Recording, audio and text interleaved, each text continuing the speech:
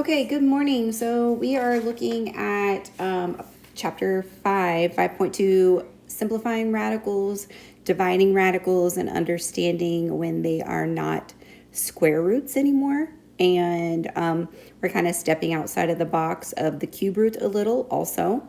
And so remember, I sent some of you a message back on after I graded some of your work.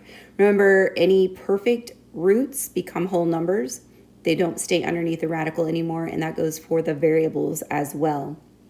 I'm going to go over a couple of questions that we did not talk about on Friday on the worksheet with the fractions when it is not a square root. So your whole point with the fractions is understanding that I cannot have a radical in the denominator.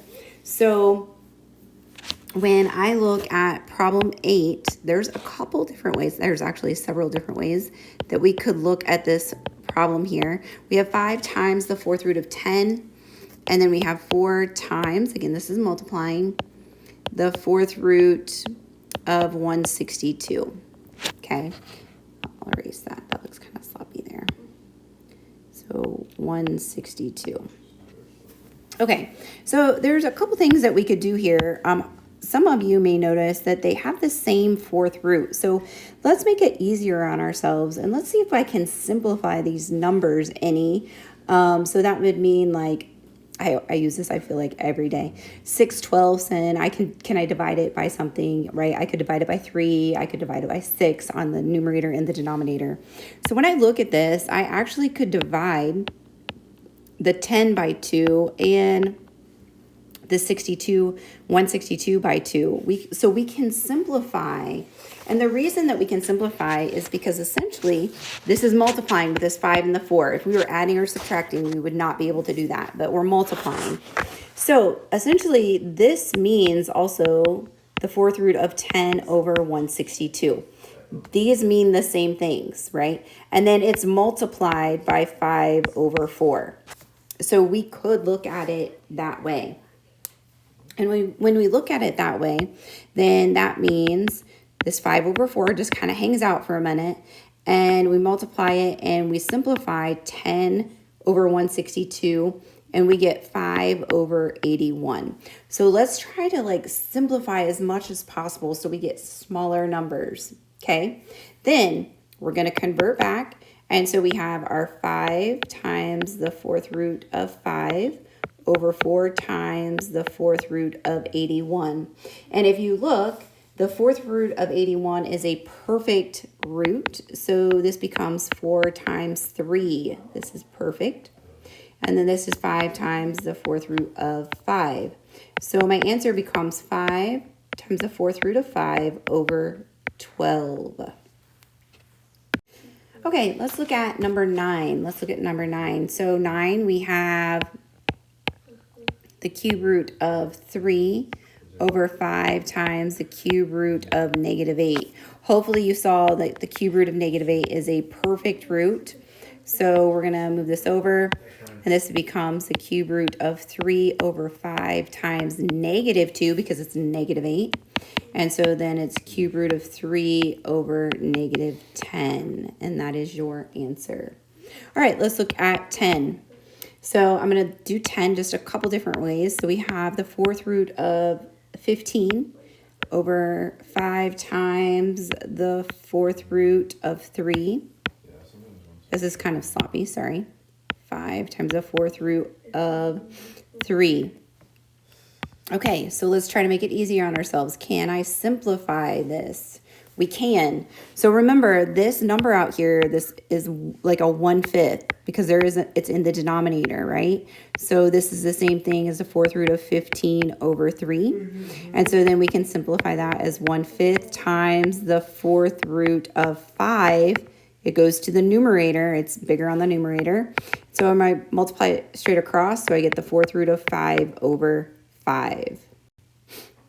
Okay, let's look at 11. So 11, we have the cube root of 15 over the cube root of 81. So again, we can say this is cube root of 15 over 81. see if that can simplify any more. Let's try to get some smaller numbers, right? And it can. It's cube root of 5 over 27, which means the same thing as a cube root of 5 over the cube root of 27. And so then the cube root of 27 is a perfect root, so this becomes the cube root of 5 over 3. Okay, so let's look at some that don't simplify. So what if I gave you an example and I said, okay, let's look for, we have the cube root of 3 over the cube root of 4. Again, we can't have this radical. And if I try to simplify this anymore, I can't. It's just 3 over 4. We can't reduce our numerator or our denominator.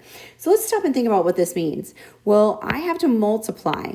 No matter what, I have to multiply by something to get rid of this denominator. And there's a couple different ways. I'm going to show you 2 different ways to look at this. And so hopefully one of them will make some sense to you. But our thought process here is I have to make this a perfect root somehow by multiplying it by something. So over here at this end, this needs to be a perfect root. And in this case, it needs to be a perfect cube. So when I look at 4 and I think of all of my cubes, the only thing that I can make this, well, there's a lot of things I can make it, but let's think of our smaller numbers, right? Is the cube root of 8. So what can I multiply 4 by to get the cube root of 8? Hopefully you said the cube root of 2, right? Because the cube root of 4 times 2 is 8. And so then I have to multiply the top also by the cube root of 2. And so this becomes the cube root of 6. And then this is my perfect. I forced it. And so this becomes a cube root of 6 over 2 is my answer. Okay, so there's also another way that we could look at this same problem, and we could look at the same problem as saying that if I have the cube root of 3 and I have the cube root of 4, this also means the cube root of 2 squared, right? Cube root of 3. So to make this a whole, I need to make this cube root of 2 over 1 because we have our numerator, or I'm sorry, our exponent of 2 and our exponent of 1. And we know the cube root of 2 over to the power of 3, these two things cancel themselves out. And so my answer becomes 2, right? And so the cube root of 4 can also be the cube root of 2 to the power of 2. So I would have to multiply by the cube root of 2 over 1, which we already did up there. So this would be cube root of 2 over 1. And so this becomes the cube root of 6 over, still the same thing, cube root of 8. And I'll do another one so you can see kind of that difference with this way. This way tends to be one of the ways that is the easiest because we know if I have any root and I have x to the power of 3, I would have to multiply it by x to the power of 1 for it to become the 4th root of x to the power of 4, which would become just x because these cancel themselves out because it becomes 4 over 4, like our rational exponent. Okay, let's look at another one. So if I gave you example and I gave you the cube root of 5 over 9, so remember that means the cube root of 5 over the cube root of 9. I can't simplify 5 and 9. I can't get them any smaller. So remember, I have to multiply by something to the cube root because I got to get rid of this radical and the denominator. And I have to multiply the top and the bottom by exactly the same thing. So your process could be, what do I multiply 9 by to get at the end a perfect, this one would be a perfect cube. So it could be, because it's a cube root. So what could I multiply and think of your cubes? So to be a perfect cube, I could do 27, right? The cube root of 27 is a perfect cube because it becomes a whole number. So 9 times what becomes 27? So 9 times 3 is 27. And so then you multiply across, and so this becomes 3 times 2 is 15. And so this becomes the cube root of 15 over 3. Okay.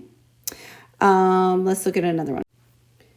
Okay, let's look at another one. What if I gave you the fifth root of 7 over the fifth root of 8?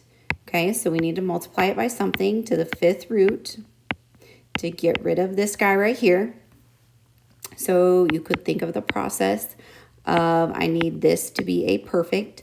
Also, you could think of this being 4 to the power of 2, right?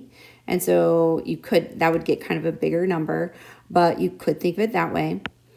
You could think of 8 times what becomes this perfect fifth root. Sorry, I wrote a cube right here. I don't know why I did that. I did all kinds of cubes. This is a fifth root. Perfect. Okay, so the perfect fifth root. So think of your fifth roots. I also gave you that perfect number sheet so you could kind of look at those. And think of your smaller numbers because remember you have to have it simplified. So when I look at that, I think of a 32 because 32 can go into, or 8 can go into 32. So what times 8 did I multiply to get to 32? We did 4, right? So then we multiply straight across and we get 7 times 4, so it's 28. So the fifth root of 28. And the fifth root of 32 is 2. So we have the fifth root of 28 over 2. So take a look at your bookwork and let me know if you have any questions.